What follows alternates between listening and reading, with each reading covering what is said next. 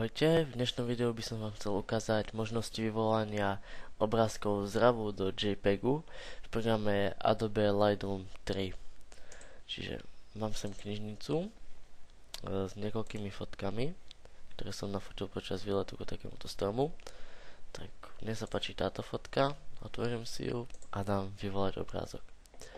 Čiže máme sem niekoľko možností: histogram, úpravy s vrstvami, základné, krivky, farby, detaily, korekcie objektívu, efekty a kalibrácia fotoaparátu. Čiže ja začnem detailami, troška si ju približím na 100% výrez. Tak, a v prvom rade vidím, že by som ju chcel troška doostriť. Čiže použijem funkciu sharpening, doostrovanie, a trošička tú fotku doostrím, tak toto už je moc. Tak. A troška odstraním šumu. Tak. To sa mi páči. Dobre. Môžem vzdialiť. V podstate takto to ani nevidno. Ďalšiu vec, ktorú chcem použiť, sú korekcie objektívu. Mám sem nastavené automatické a program rozpozná, že to bolo fotené objektívom od Nikonu 8-105 a priradí mu automatický profil pre korekciu. Je sa možno aj manuálnej korekcie, ak by program nerozpoznal objektív alebo by nebol zahrnutý v jeho databáze. Ďalšou funkciou sú základné nastavenia. Sem máme farebnú teplotu, korekciu expozície, obnovenia svetla, čierne tóny, tmavé tóny, jas, kontrast a tu je clarity, vibrance a saturation, čiže saturácia a podobné veci. Tak, farebnou teplotou môžeme ísť do teplejších tónov, ale takisto aj do chladnejších, čiže modrých tónov. Tak, ja to vrátim na pôvodnú hodnotu.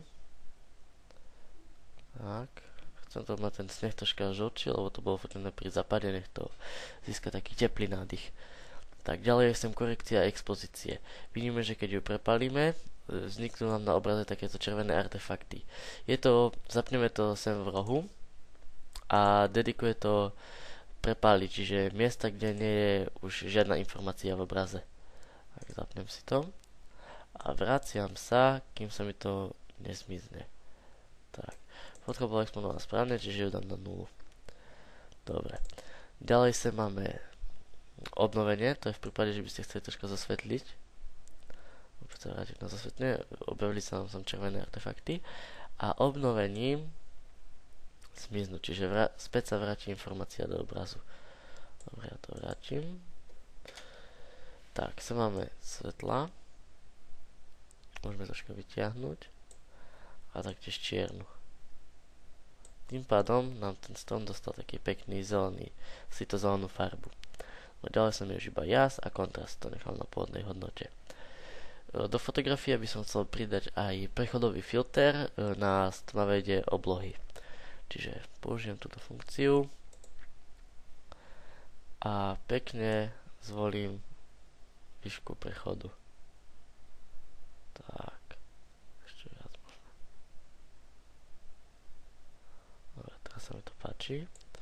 Opäť sa máme nastavenia lokálnych úprav, čiže expozíciu jas. Expozíciu vrátim na pôvodnú hodnotu a jas takisto.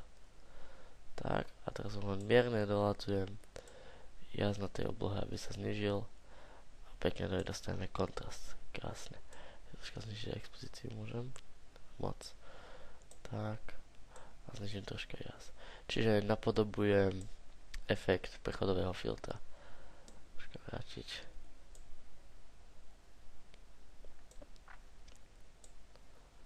Tak, teraz sa mi to páči.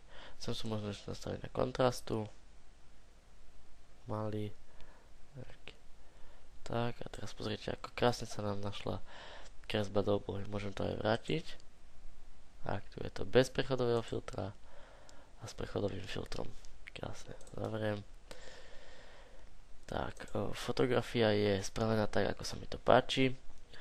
Čiže fill, export a sem sú možnosti nastavenia exportu, čiže ako kvalitu, JPEG, farebný priestor, fotil som to do Adobe RGB, čiže aj to vyvolám takto, kvalitu na 100% a formát JPEG je možno aj PSD, TIFF, DNG a originál. DNG je formát Lightroomu, ale neodporúčam ho používať, pretože nie je zaručená 100% podpora aj v budúcich verziách. Tak si máme ešte zmenšenie obrázku v prípade, že by sme ho chceli použiť na web. Vodoznak nepoužívať, alebo môžete si pridať aj svoj.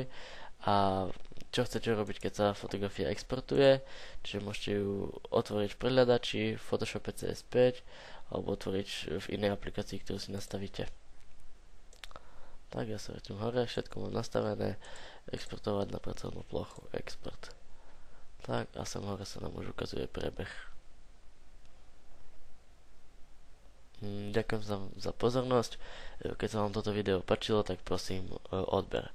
Thank you for watching. When you like this video, please subscribe. Bye bye.